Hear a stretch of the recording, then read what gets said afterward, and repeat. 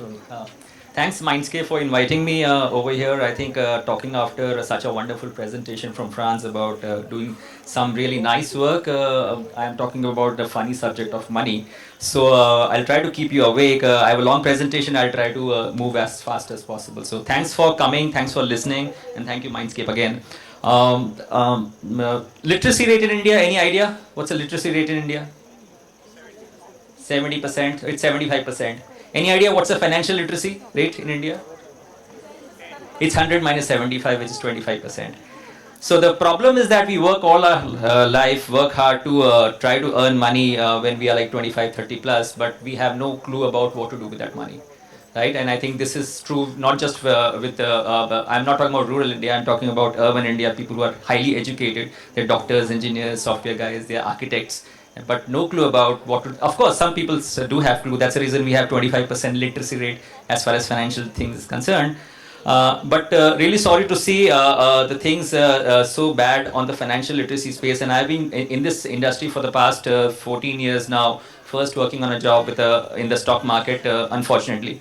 And then I quit in 2011 because I was not finding the right things to do in the stock market, and actually got down to do something of my own. Teach people how not to lose money in the stock market or not to lose money, their hard-earned savings. And I've been doing it for 4 years. So that's been my short journey.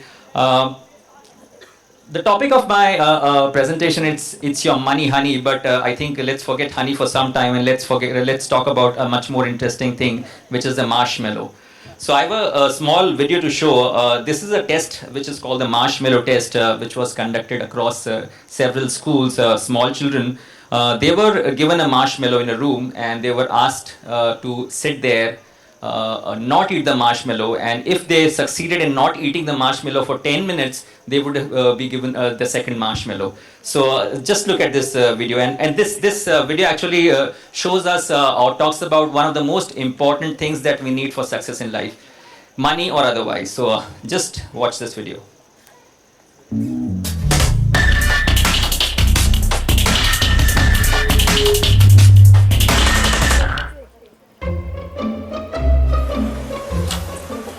Okay, sit in that chair. Alright, here's the deal. Marshmallow for you. You can either wait, and I'll give you another one if you wait, or you can eat it now. When I come back, I'll give you another one, so then you'll have two. But stay in here and stay in the chair till I come back, okay? Alright.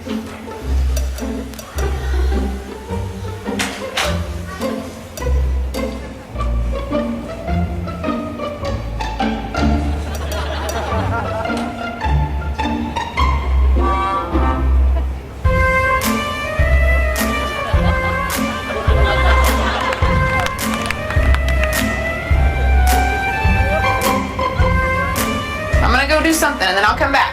It smells yummy. It smells really good.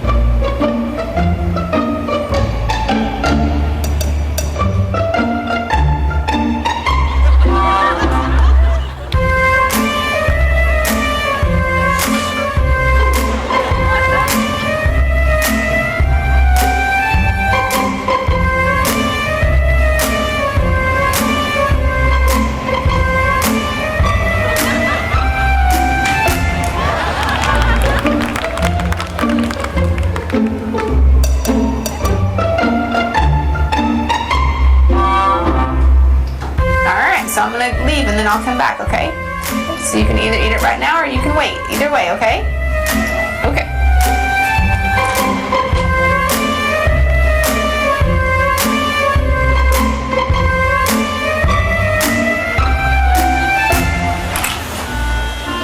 How'd you do? Did you do good? You did? Yeah. You wanted to eat it, didn't you? Yeah. So did I tell you I'd give you another one? Okay, now you can have both. You need them.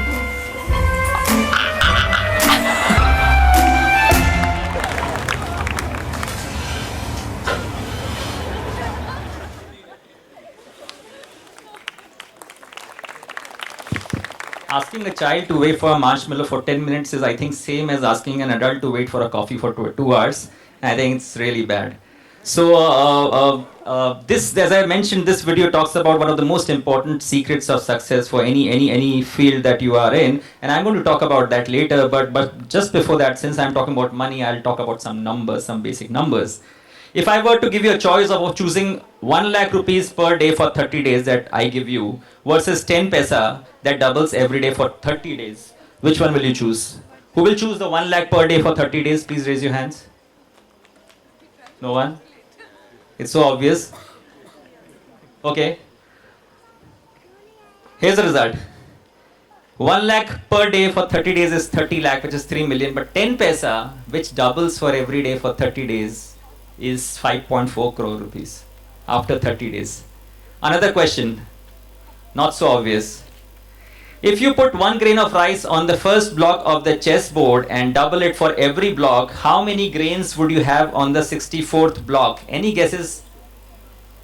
5 lakh, 10 lakh, 15 lakh, 1 million, 100 million? No guesses? Yeah. A lot. It's actually a much more than the lot. 9223 quadrillion grains of rice. If I were to just simplify it, it's a heap which is larger than Mount Everest, and it is 1,000 times the global production of rice in 2010. Right? So that's how rice grains doubles every block. And how do you reach the moon for free? Of course, if you know Elon Musk, then he can send you to the moon for free. But otherwise, how do you reach the moon for free? You just take a 0.001 centimeter paper, fold it 45 times, and you'll reach the moon for free. Yeah? The human mind is such that we don't think in terms of exponential things, right? We don't think exponentially, how things can grow in the future. And this happens. But my question is, what are rice grains, chessboard, and reaching the moon have to do with what you must do with your money? I think a lot. These examples simply suggest that small, unnoticeable change, but over a long period of time, have the capability of compounding things in a huge manner. Not just money. Money is just as I said, it's a funny subject. But whether it's learning, whether it's health, whether it's your career, whether it's your work, small, unnoticeable changes compound over a long period of time. Then this is the entire thing which I'm going to talk about in my entire presentation today. First, a formula that can change your life. So architects might not understand it. Even finance guys don't understand this. That's the reason you have 75% people who are financially illiterate in this country. This is the formula for compound interest. And how do I explain that? F is the future amount. So now I'm talking about money now. So the amount that you need in the future is F. P stands for the current amount, the amount that you have to invest now.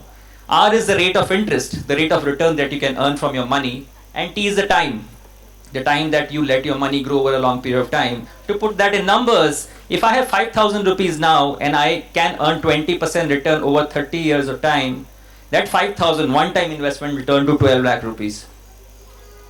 That's how exponentially money can grow over a long period of time. But we don't visualize it. Albert Einstein said compound interest is the eighth wonder of the world. People who understand it earn it, and people who don't understand it pay it. When you understand it, you understand the role of compound interest, and you know how back-ended it is, how long you need to really work on it to really benefit from it. You can earn it. How do you pay for it? I'll talk about that. How many of you know this guy? Warren Buffett.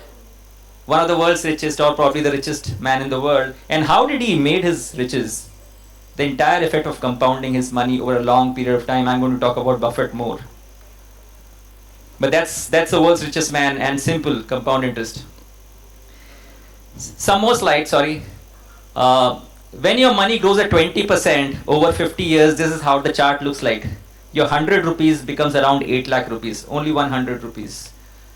20% over 50 years.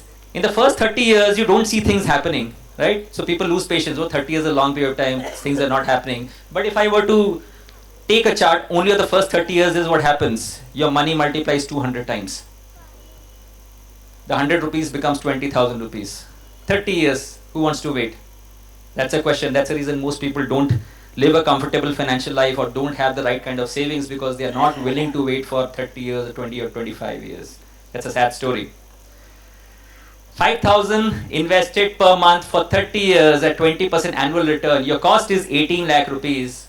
But if you invest 5,000 for 20% return for 30 years, it becomes around 11.6 crore rupees. This is per month. So 18 lakh becomes 11.6 crore rupees. That's the power of compounding over a long period of time. And even if you say, oh, 20% is a big rate of return, I will only earn 15% return, even then, your 18 lakh becomes 3.5 crore rupees. That's the power of long-term compounding. I'm not going to talk about what are the investment avenues. Of course, I'm going to touch upon them. But today I'm going to talk about the philosophy of compounding, which is the most important thing that you can ever learn. And no school or no teacher will teach you about what is the impact of compounding in your life. Money is just one thing. Same formula. Any idea what is the most important variable in this formula? The rate of return, the starting amount, or the time? Very intelligent guys, so thanks. A lot of people have this concern, oh, I earn 5,000 rupees, or I can save 5,000 rupees, or I can only save 10,000 rupees, so let me get a salary hike and I'll start investing later. Your starting amount does not matter. Of course, you need to still invest, but what matters the most is the time that you have. So you need to worry not about the starting amount of savings, you need to not worry about the rate of return. Of course, it has to be positive and more than inflation. The most important thing that I think you guys, most of you are very young guys, you need to worry about is time. Whether you are taking out time, the next 30 years, 25 years to compound your money and get rich rather than running the rat race. I think the biggest problem with the rat race is that even if you win, you are still a rat. Right? So I think that's one of the reasons I quit it.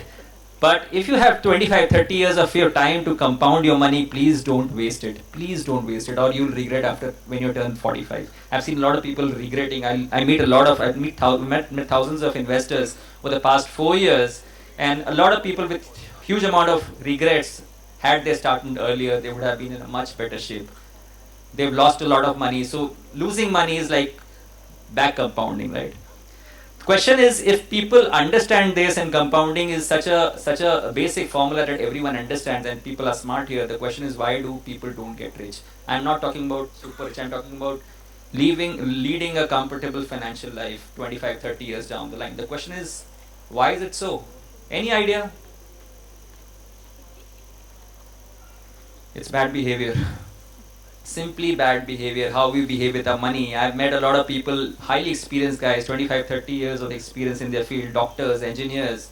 They are highly successful, but when it comes to their money, they are disasters. In fact, there's a guy in Surat who's a famous orthopedic surgeon, and he used to own a hospital. Now that guy is working in that hospital as a doctor. Why? Because being a doctor, he bet on commodity futures. Now, most of you won't understand commodity futures. I don't understand commodity futures. But it's like speculation. You're speculating on the commodities. A doctor speculating on the commodities is a really sad thing, losing everything. And this is a story of most households that I talk to, most people who have lost a lot of money betting on stock markets, bad stocks, bad financial advice. And I think even since you're students here, you must have heard some similar stories from your parents and your uncles and all those kind of people. It's bad behavior. Revisiting the slide about the most important secret of success, which I talked about when I showed the marshmallow test, it is delayed gratification. It's delaying gratification. For most of us, our inability to say no to certain things has been the thing that stands between us and success. Saying no to a lot of things. And this is true when it comes to transforming our bodies, transforming our financial lives. If you think about drugs, you think about tobacco, you think about alcohol, pizza, sitting on the couch. We all want to live easy lives, the future be damned. Right? I want to live today, the future be damned. In the long term, everyone is dead. This is what Keynes said. Right? And this is how we are, I think I see a lot of youngsters leading their lives today, that in the long term we are dead. So let's enjoy today itself. I think that's not the way to live. I think Imagine if you survive in the long run. Then what happens? And if you don't have things to take care of yourself, imagine what happens to you, right? A lot of people ask me, how do you get rich? When I tell them that I work in the stock market or I teach people how to not lose money. So the first question is, how do you get rich? I think rather than answering how do you get rich, I apply a very simple, a very powerful formula which is called the rule of inversion. The rule of inversion simply means the most difficult problems in your life can be solved when you reverse the problem. Rather than asking how to get rich, if you ask how can I go broke and not do things that can make you broke, I think it'll solve a lot of your problems, right? So the 5 steps or the 5 easy ways you can go broke, I'm going to answer those today. The first is spend more than you earn. I think this is happening all around me. I see a lot of people spending more than they're earning. The simple formula they say is income minus spending is saving. Whatever is left after spending is saving. I think that's a horrible way to live your financial life. The right formula is income minus saving is spending. I need to save first, then I need to spend. Of course, you're not going to compromise on your current financial life or current life. You need to enjoy life, but not at the cost of compromising your future. You have to be frugal, and nobody can teach you to be frugal. You cannot get up one day and say, oh, I want to save money, I want to be frugal, I don't want to save money, all those kind of things. It is either in your genes or you have to learn it over a period of time. Money is finite, as they say, and it's important to make wise choices, because once you spend the money, you won't get more of it, of course. So simple way, one of the simplest way to go broke, spend more than you earn. Another is to keep up with the Joneses. I think most of us, or I see a lot of people actually trying to buy stuff because they want to impress others, or because the neighbor has bought a better stuff, right? So you are keeping up with the Joneses. Lao Tzu said that to know when you have enough is to be rich beyond measure. And this is something I think we all need to remember always. I talked about rat race. I think this is a hedonic treadmill that we are running. We are running, not going anywhere. I see a lot of people of my age, I think, doing that. So students, be cautioned. Third way to go broke is to get into high cost debt. What is high cost debt? This is credit card debt. This is personal loans. I think you cannot get ahead in life if you are paying 18-20% interest. You are losing 18-20% interest because you want to consume now. If you can't buy things on cash, please don't buy things on credit. I think that's a simple rule. Right? So be very careful of when you're using credit card. Using credit card is fine, but don't max them out every time, and don't say, okay, I'll pay the minimum amount and pay the rest next time, because you're paying 18-20% rate of interest. I think more than that if you compound it over a long period of time. Huge amount. That's reverse compounding. Easy way to go broke. Be impatient. Warren Buffett said, no matter how great the talent or effort, some things just take time. You can't produce a baby in 1 month by getting 9 women pregnant. Some things just take time. Even growing your money takes time. Don't speculate. Now students are not investing, I'm sure, but people who are earning here, or don't speculate your hard-earned money into stock markets. Of course, invest in stock market, but don't speculate by buying wrong kind of stocks, wrong kind of investments, right? Wrong kind of insurance. You're losing money. I think there's no way you can earn money faster. I think that's the biggest problem in India that we have. We have grown in a culture where gold and fixed deposit have been considered highly safe, right? So I'll go to a bank, a PSU bank, and invest my money for 8% rate of return, 50,000 rupees, and I'll come home and call up my broker, sir, 50,000 rupees mere paas hai, tell me something that can multiply in 6 months. So on one hand you want 8%, you are fine with that. Other hand you want to multiply money in 6 months. I think that's a bad way of looking at things. So please don't speculate. Please be patient, as I talked about long-term compounding, and be financially intelligent. I think unintelligent if you are, then people will get rich at your expense. And I think there's one wonderful book called Influence by Robert Cialdini. I think everyone should read it. It'll save you a lot of money. It'll just cost you 500 rupees, but it'll save you tons of money, because it'll tell you how marketers are there to fool you. Right? So be very careful. Be financially intelligent. I think you don't need to be an expert in finances, but you need to know about compounding. You need to know what's eating into your money. You need to know what is a good financial advice, a bad financial advice, and why you should not really lose your money. Charlie Munger, the business partner of Warren Buffett, this is the guy who lost everything when he was pretty young. He even lost his child. He was almost bankrupt, and from there he actually came up simply because he used his mind to compound his money. He simply says, it's not brilliance, it's just avoiding stupidity. Inversion. You don't have to do things right, you have to avoid the bad things which can really hurt you in the long run. Again, applies to every field of life. Munger also says a lot of success in life and business comes from knowing what you want to avoid. If you want to avoid bad health, please take care of your bodies now. If you want to avoid bad relationships, please take care of relationships now. If you want to avoid a bad financial future, please take care of your financial present now. So it's again inversion, inversion, inversion. Try to solve all your biggest problems by turning it head on. A small story to really push you to start saving and investing, and if you have not done that, I think you should do that. So it's about God creating several creatures on earth. The first thing God created was a donkey. God said, you will be donkey, you will work untiringly, carrying burden. You will have no intelligence, you will live for 50 years. The donkey said, to live for 50 years is too much. Just give me 20 years of life, and God granted the wish. Then God created dog. He said, you will guard the house of man, eat the scraps. You will live for 30 years. The dog said, to live such a life for 30 years is too big. Just give me 15 years of life, and God granted the wish.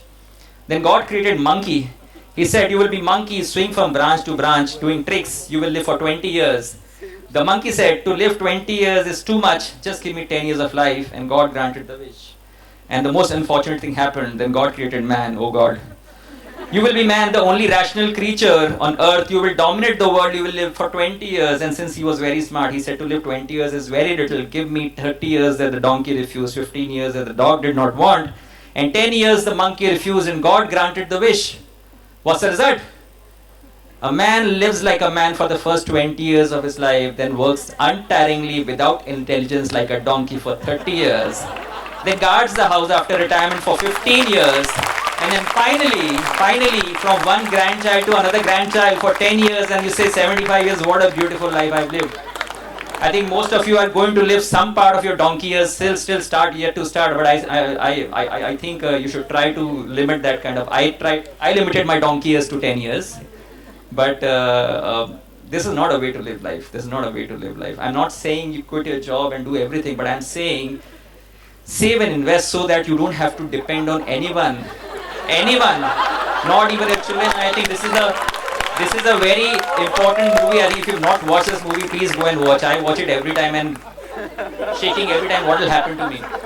And that really pushes me to save and invest as much as possible so that I don't have to depend on my children. Of course, there's no point having expectation.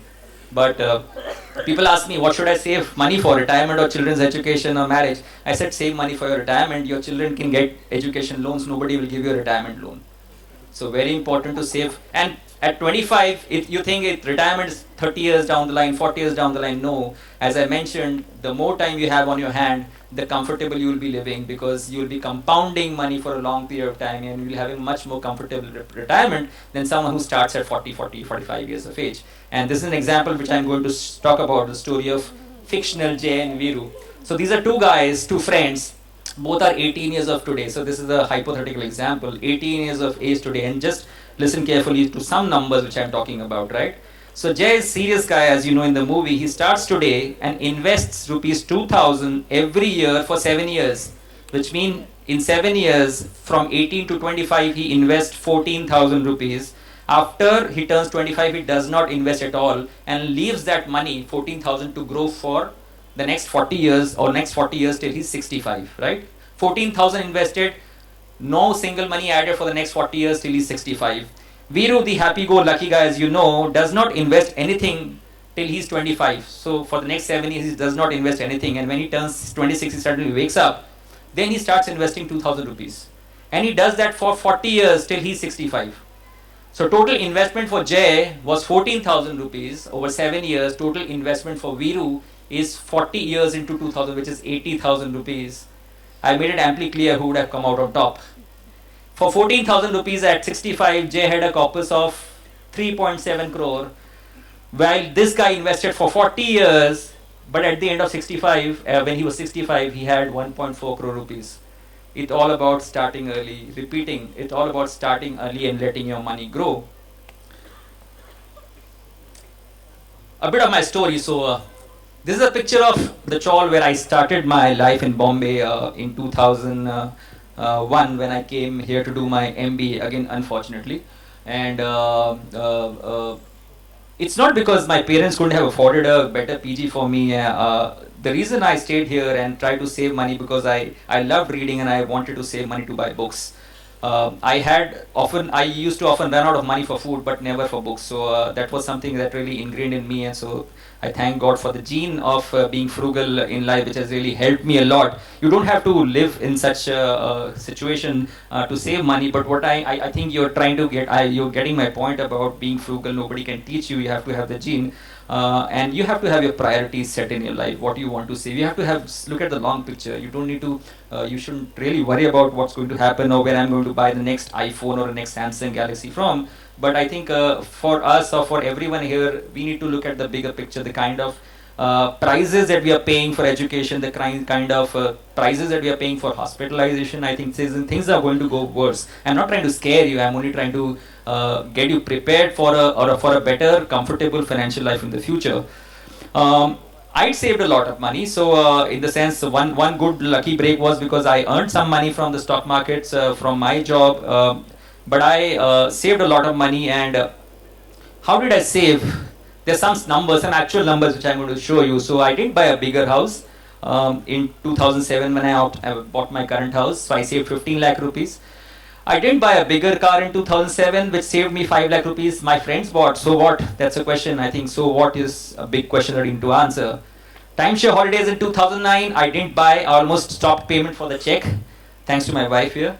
I saved 2.5 lakh rupees. A smarter mobile in 2010, I did not buy, so I saved 40,000 rupees.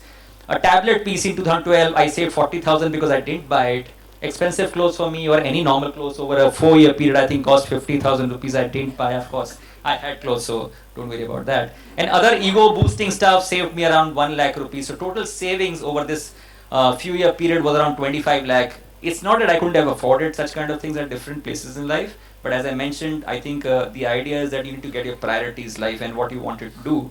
My priority was to live a future where I did not have to worry about money, and I worked for myself. So that's the reason this helped me. And how this 25 lakh really helped me? It helped me go debt free. It helped me go debt free before 33. I think that's a new slogan, go debt free before 33. I repaid my entire housing loan out of my savings before, or probably the day I paid my entire housing loan, I gave my resignation letter to my boss. I got the courage to quit my job to pursue my passion of teaching people how not to lose money, what I am doing today. And of course, my money and the things which I did were able to do after that. One lucky break came when I got an invitation from Mindscape to stand here and teach you the great benefits of saving money. I think it's a lucky break. Last year I was here with my daughter and she asked me, Papa, when are you going to talk here? I said, okay, let them give me a chance. So thanks Mindscape again. How compounding can work for you? I'm just about to end my presentation, just 7 more slides left. How compounding can work for you? Of course, some things you need to stop, but some things, if you can save money, if you can save 50 rupees per day, and this is not simply mathematical stuff, this is what actually happens, right? This is actual mathematical saving stuff that I'm going to talk about. 50 rupees per day, which is 1500 rupees per month, and if you invest at 15%, for 25 years, that 50 rupees saved per day can turn to 49 lakh rupees. I'm only talking about 50 rupees saved per day, right? We all splurge here and there, and 50 is not really a big amount these days. But I see the students, I see kids spending money like anything on credit cards, on cash, go to a mall. I generally go to malls on weekday because I work out of home. It's crowded, the food zone is crowded, everyone is splurging money. I think you need to cut down a bit, And for every 50 rupees you save, I think if you remember this number, for every 50 rupees you save, you can create a corpus of 49 lakh rupees 25 years down the line. I think that's something that will stop you from spending a lot of money. And if you can save and invest rupees 5,000 per month at around 15% rate of interest, after 1 year, of course, you can buy a mobile. That is the money amount you can save.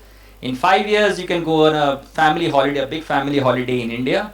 In 10 years, you can buy a luxury car. In 15 years, you can go to a foreign holiday. In 20 years, you can buy a home. Of course, home can come really first these days because of easy housing loans. But what I'm saying, this is the kind of money that really, these are the kind of financial goals that you can meet if you can save and invest as soon as possible. Even if you are not you are getting a pocket money, saving 10% of that, making a habit of saving 10% of that, I think that goes a long way. Even habits have a way of compounding over a long period of time. And being a student, I think if you are students, you are young, 20, 25, these are the times, I think these are the periods, and I go back and I connect the dots, and this is what I understand. These are the time when the most important habits of your life are formed. as far as money is concerned. If you're not frugal, if you're not careful about your money when you're 25 years of age, you'll be a disaster when you're 45 years of age. So be very careful about that. Where to invest your savings? Any money, this is for people who are actually earning money now, but you should keep in mind, any money that you need in the next 1 year, don't invest in the stock markets. Keep it in bank savings account, under your mattress, wherever. Money that you need in the next 1 to 3 years, you need to opt for safety plus some growth. So you can put some money in fixed deposits, some money in recurring deposit. And any money that you know don't need in the next 3 to 5 years or beyond that, I think you should put a lot of that money in stock markets. You should buy mutual funds, good quality mutual funds, good quality stocks. But stocks I'm not talking about here because most of us are not stock savvy. But mutual funds is a great way, good quality mutual funds are a great way to invest your money, the money that you are not going to need in the next 3 to 5 years or beyond that. But any money before that, please keep it ultra safe. This is where you should invest your money. Your 20-year plan, again, I've designed this keeping in mind that most of us here are students. Your 20-year plan, save and invest as much as possible without compromising your present and avoid foolishness like borrowing too much high-cost debt. Buy experiences, not stuff. So there was a question, can money buy happiness? I think a lot of people have answered that, and I can experience that money can buy happiness if you buy experiences. If you travel with your family, if you watch a movie, if you go for a holiday, I think those are the things which can really buy you happiness, not stuff, not cars or mobiles or I don't know. That doesn't really buy you happiness for a long period of time. Third most important thing for every age group is very important to be a learning machine. I think the more you learn, the more you can earn. This is what Buffett says. And it's not, if you are a student for architecture, it's not, don't try to restrict yourself to architecture yourself. I think you should have multidisciplinary models in your mind. You should learn a bit about evolution. You should learn a bit about accounting, about philosophy, about psychology. Otherwise, what will happen, you'll be like a man with a hammer for whom everything in the world looks like a nail. Right? If you have only one mental model in your toolkit, only one hammer in your toolbox, you look at everything in the world like a nail. Don't be a man with a hammer. I think try to learn about different subjects. You don't need to be an expert, but be a learning machine. I think that's a very important lesson which I can talk about from my personal experience. And take great care of your health. You won't be able to enjoy the benefits of compounding if you don't survive till 50. A lot of people want to live life after 40, and there's a very nice dialogue in this movie, Zindagi na milegi dobara. Who knows you are going to live till 40, right? So enjoy life, but very important, take care of health, because if you survive after 40 and you don't take care of your health and you don't take care of your money, I think be ready for bad times. I got a quote from an architect as well. He said, FLW Ajay told me, as I call him, the architect must be a prophet in the true sense of the term. If he can't see at least 10 years ahead, don't call him an architect. You have to look at the future. In the same way, if you can't look at your money, savings or financial lives 20 years or 15 years down the line, I think there's no way you can really safeguard your financial future. And these, as I said, all the things which I'm talking about, compounding, long-term, patience, this applies to money, and this applies to your health, this applies to your career, to everything you do in life. Charlie Munger again, sorry.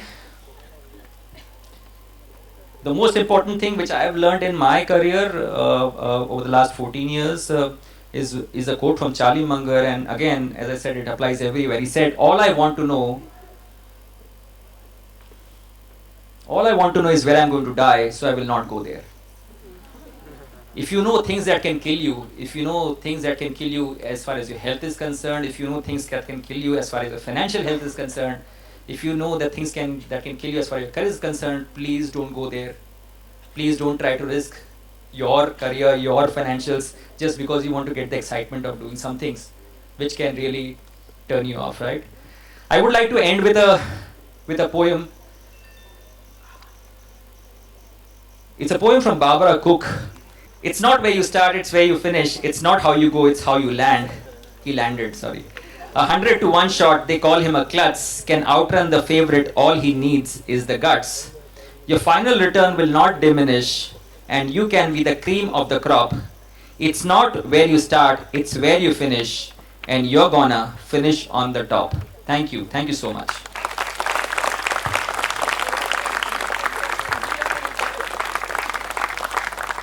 Any questions apart from stock tips, I am willing to answer here. Thank you so much, Vishal. It has been really great. I really hope you have inspired all of us to save a little every day and set us on our path to financial nirvana.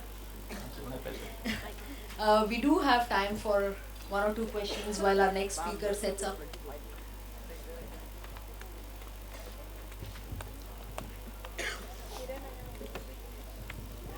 Hi. Hi. I admire your passion and I'm really glad that you are advocating saving and all this to the youngsters especially, Thanks. and to somebody like me who's been quite a spendthrift. I think spendthrift is a very misunderstood word. Like people think that you're thrifty. Like. Anyway, so I just wanted to add, I think the part which needs to be also told to these youngsters is that there's a difference between money and value. And there is a tough decision. Actually, I agree with all the points you said about iPhone and various vicarious spending and things like that. But the part which is a very tough decision, especially for these youngsters, is when you're young. I always, as a teacher, I've always advocated that you should search wide, you know, and you have to sow in many different places the chances of something coming up in value. That's right. Now that is costly. That's right. And like for example, I'll give you a straight away an example. You're talking about somebody dying by 50, but the place where we are, if you see the map of how the global warming is going on, That's this probably will be flooded in a few years. That's right. Okay, so the thing is that if you have to balance between value and money, okay, this approach which you're saying, which is pretty nice and buffet or whatever it is, but so the thing is that it is actually very individualistic. And today we cannot afford to be individualistic. That's right. Because if you sit down and say that I want to save, That's right. okay, I want to save and I want to do this because I want to benefit on compounding interest. The maths is pretty clever, but what is cleverer is to, if you sow value in 10 different places and actually wait for the compounding of that value That's right. rather than compounding of money, okay, then you can actually achieve a lot more. No, I think of course you're very true. So thanks to the restriction of the time, I think I had a lot to say, and I write a lot on my blog about the value that you're talking about. Yeah, Of not you take just even in terms of hard money, you see what is happening with the Bitcoin system, where there is That's no right. centralized government. That's right. And there's no centralized control over that. These youngsters should be knowing about things like that, because right. they are going to bequeath a world which will be far more complex than what you and I have lived. I'm not really sure about that. I think this is a point which I was discussing with someone yesterday as well. I think we are living in one of the most certain times that have ever been in history. I think if you go back 20, 30 years down the line with no information, no computers, and no advanced medical technologies, I think people were dying for some or the other reason. We are living in much more certain times. But you're rightly mentioning about global warming. I think the thing of, as I mentioned, compounding works everywhere. And look at global warming. You think that my car will not pollute, and my car is a very small thing to really pollute the environment. Or if I'm wasting water, it's only just me, right? So it will not really hurt the future generations. But I think there's a very nice quote which says that your Mother Earth is something, not something that you have actually inherited from your forefathers. It's something that you borrowed from your children. So it's very important for us to really take care of the value that you are looking at, not just worry selfishly about money. Most important, I think Franz also talked about the importance of giving back to the society. So the more you earn, right, the more you learn, the more you earn. And when you are giving back to the society, it's very important. Giving should be a very important, I think, part and parcel of your financial life, because you're in a position where you have money to compound. A lot of people don't have money to eat food. So it's very important that you compound your money sensibly rather than losing it. And then gradually, once you, of course, you need to meet your financial goals. Giving is also a part of your financial goal. I think giving back to the society, because there are 99% people who can't really afford a meal a day. So I think it's very important that you compound money. It's a very selfish thing, but I think if each one of us can really take care of the selfishness and really take care of our financial lives, I think we are in a much better position to really help others. So I think I agree to your point. Right. Just one small information. Be very careful when you walk down the steps. You know, Mindscape does not have insurance, so. Okay, we have one last question here. Hi Vishal, this is Sandeep here. Yeah, Sandeep. Vishal, in fact I have skipped majority of your part, so probably just want an understanding how can we come through with the financial planning, because we don't get much of time to look after our financial planning. At the end of the time, during the for saving the tax, we put our money in some other baskets, which is really not fruitful, and we end up losing it. No, I think good you asked this question because I thought of including that slide about the simple way you can become your own financial planner. So financial planning is said to be a tough word. It's not really a very tough word, as I've come to realize. There are 4 or 5 steps that you need to do in that order itself. The first thing you need to do in your financial life is to have an emergency fund, which is a fund which is going to help you in case of emergencies. And that emergency fund, if you want to note down, if that emergency fund should be around 6 to 8 months of your household expense. So if you are spending 30,000 per month in your household, 6 into 30,000, which is 2 lakh, around 1,80,000 should be that emergency fund. Don't touch that fund to buy a car or pay a down payment for something, right? That's an emergency fund. Once you have crossed that hurdle, right, buy life insurance for yourself. Life insurance is not endowment, not ULIPs, simple term plan. A lot of people don't buy term plan because they say, yaar, 30 saal tak zinda raha to kuch wapas nahi milega. The point is that if something happens to you, imagine the amount of money or financial care that the people who you're going to leave behind are going to get because of the term plan. So buy term plan for yours. Buy health insurance. Health is getting very expensive in India, right? If you don't take care of it, buy health insurance, right? If you have money remaining after that, then you start investing.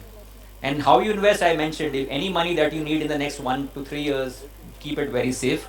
Any money that you need beyond 3 to 5 years, put that into stock markets, direct stocks, mostly through mutual funds, good selected mutual funds. These are simple rules of financial planning. If you pay a financial advisor, he'll be dressed much better than me and he'll give you the same advice, and he'll probably advise you most junk stuff, because his incentive is not in helping you. I'm not talking about all financial advisors, I'm talking about most financial advisors. Whenever they use the word trust me, please run away. Right? It's the most abused word in the financial service industry, run away. I think you can manage your financial life in a much simpler manner. The idea is to keep it simple. Right? Einstein said that the most intelligent person in the world is not one who is genius. The most intelligent person in the world is one who's simple. If you can keep simplicity in your financial life as well, right? In the way you spend money, the way you save money, and I think if you're not already started, start with 10%. Keep it to 20% of your salary or your pocket money, right? Move it to 30%, move it to 50%. Not your EMI. I'm talking about savings, right? People do the other thing. People take their EMIs to 50-60%, which is a disaster, I think. So it's a very simple stuff. So if you need more information, probably we can talk. But taking care of your financial life is not so difficult if you want it that way. Thank you, Vishal. Thank you so much. Thank you so much. Can we have a big round of applause for Vishal? Okay.